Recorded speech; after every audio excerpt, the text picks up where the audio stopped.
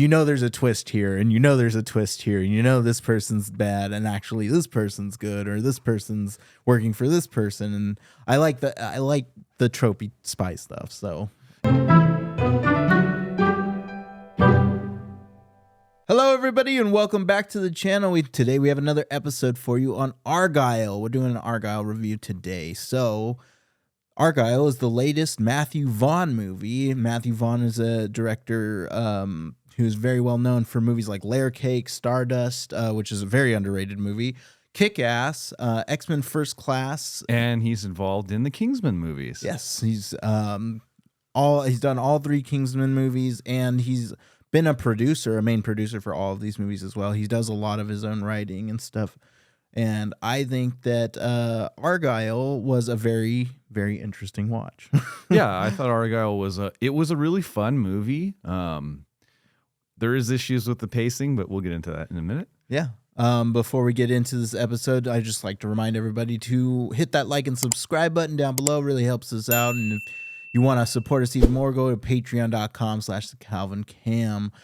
You can go over there, join one of our 3 tiers, and, help us out. So Argylle, a quick summary for you, is a reclusive author who writes espionage novels about a secret agent, and a global spy syndicate realizes that the plot of the new book she's writing starts to mirror real-world events in real time. So it's a really interesting idea, and I like the concept a lot, and it's actually pretty entertaining in the idea of itself. So I enjoyed all of the cast in this movie as well. I think that it definitely high budget cast. You have Bryce Dallas Howard, who is amazing, and she's beautiful. We have Sam Rockwell, who's kind of like her supporting actor throughout the whole film. You have Bryan Cranston, who plays Director Ritter, who is basically the bad guy. And you have actors like Henry Cavill and John Cena, who are Agent Argylle and Wyatt in her fantasy. So it's very, very cool cast. A couple other surprises in there.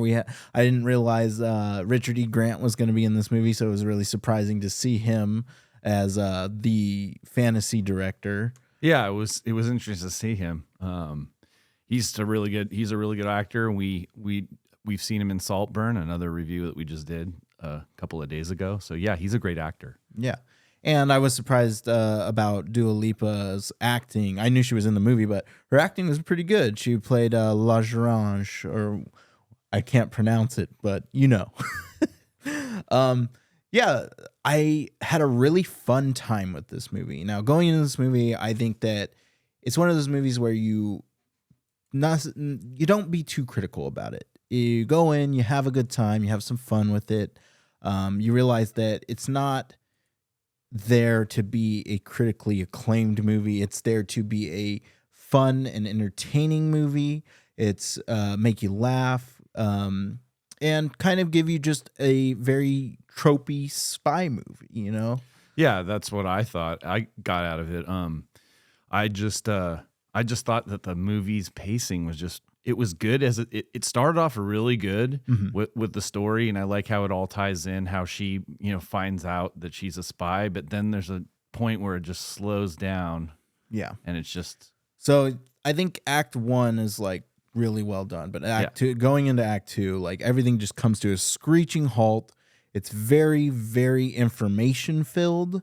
Not a whole lot of things are happening, and it's not like I think it's the writing that does it, because like the information is necessary, but it's the way that it's portrayed that you're like, I was sitting there just kind of a little bit bored. Yeah, I was bored. It seemed like it had good pacing, and then it came to a slow halt, and it just stopped. And I just like, okay, get on with it.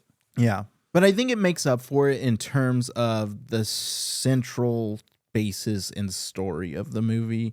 That's where I kind of like, that kept me in the movie watching it. I was like, okay, well, I really like spy stuff, and I really think that I like the silliness. I like the you know there's a twist here, and you know there's a twist here, and you know this person's bad, and actually this person's good, or this person's working for this person. And I like the tropey spy stuff. So yeah, that was excellent. I thought that Sam Rockwell played Aiden and Bryce Dallas Howard that played Ellie. I thought their chemistry in this movie with the comedic elements were great in this movie. yeah. And even Samuel Jackson, I thought he was as funny as the real life Alfie. I thought that was good. Especially the part when they're downloading downloading the file, and he's like, yes. I thought that was awesome. No, he's talented, and he's had previous work with Matthew Vaughn before in The Kingsman. So I just think that overall this movie, it has a very entertaining plot. The writing's not so great. The pacing's pretty bad. There's some really interesting shots in this movie too. I like the shots. Matthew Vaughn has a really good direction. And I think that there was great, beautiful camera work, as well as there was really cool transitions. I don't know if you were paying attention enough. Yeah, but that was the best part of this movie for me. I think it was the highlight of this movie was the transitions between her seeing herself as Argylle, her character, and herself being Argylle as she finds out who she is at the end of the film. Yeah. And that part of it, that portrayal, and that portrayal of Aiden being Argylle as she's seeing herself. And, I thought that was cool. Wyatt. Yeah. Yeah. I think that there were also those transitions were good, but the transitions between just scenes were really beautiful. There was really interesting cuts between when they were hiding under the floor, and there were the bad guys on top, and it transitioned up weird, really cool. There was a lot of really cool camera work or post-production work, I guess. And I think that ultimately it definitely succeeded in that moment. But I think overall, I would say I'd probably give this movie about a 3.5 out of 4, or 3.5 out of 5 stars. 3.5 out of 4 stars. 3.5 out of 5 stars. I think that, like I said, all the stuff, it just fell flat, I think, ultimately. It's a good movie. I'll probably watch it again. It's not something that I wouldn't watch again. But I think that it definitely falls flat in the spy movie world. I love Kingsman so much, and I think that that's just a staple spy movie for me. And knowing that this is coming from that, it's just not as good. So that's my verdict. What about you? What do you think? For this movie, I'm gonna give it a 3.5 as well. This movie was good. I thought the score, the soundtrack of this movie, familiar songs. They come in with the with the fight choreography and the cinematography and those shots that I really enjoy about this movie. The story is just good, but like you said, the thing that falls flat on its face is the pacing in this movie. It gets you engaged, and then it just slows down and it just gets boring. And then the funny thing is that it's boring, and then it reveals a twist, and then it gets exciting again. It's just come on. It was just really poor paced. And that's where I have an issue with this movie, and that's why this movie's a 3 star out of 5, or 3.5, I should say. So that's what I would give it. So that's our final verdict right there.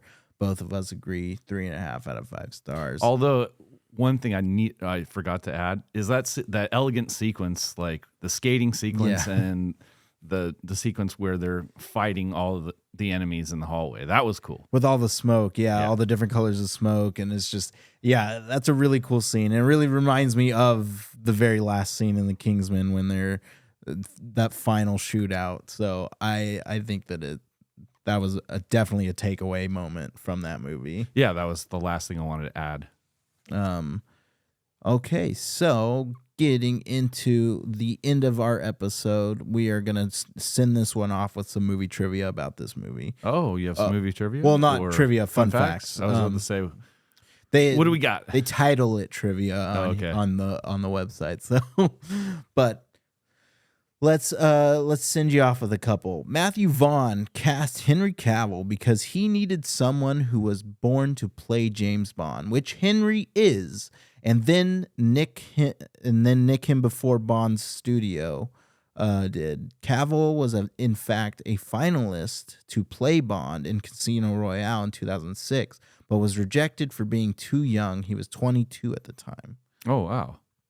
So, that was something that I've known about actually for a while.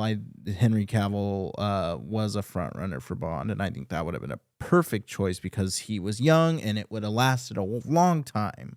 Like, yeah, he could have done a long run in that. He could have, but we got Daniel Craig, which we ended up getting 5 movies from him. So, and Daniel Craig's a phenomenal actor. Yeah. Next fact we have director Matthew Vaughn describes this movie as his ode to 1980s action movies like Die Hard or Lethal Weapon. Oh, cool. So, Henry Cavill is actually allergic to cats. Oh, damn. I don't think he ever really interacts with the cat in the movie, it was more of Sam Rockwell's Aiden. But that's a fact that they have on here. Aiden was like, he had the sniffles, and the cat sequences in this movie were pretty funny. Alfie the cat is played by Chip, who is owned by Matthew Vaughn's wife Claudia Schiffer. Oh, that's cool. Argylle is named after the Argylle diamond design that originated in Scotland. Uh-huh. The font seen on the poster was commissioned specifically for the movie. It was created by the Walden Font Company. That's cool. There's a lot of, being Argylle being a diamond, there's a lot of diamond significance in the poster and just in the whole marketing of this movie. Let's see. Bryce Dallas Howard cited Taylor Swift as an inspiration for her character, explaining she is a cat lady. She's got this awesome backpack with a cat in it and that she walks around with. She loves a good Argylle sweater, and there is sort of an unapologetic dorkiness about her. That's kind of funny. That is pretty funny. Let's go with one last one. This cast features 2 Oscar winners, Sam Rockwell and Ariana DeBose, and 2 Oscar nominees, Samuel L. Jackson and Bryan Cranston. So it's Oscar season. I felt like throwing in that Oscar fact. But that's it for you guys. We just had a quick one today, but hope we're going to be back next week with a bunch of more reviews for you. So yeah, get ready for some more content. It is on the way.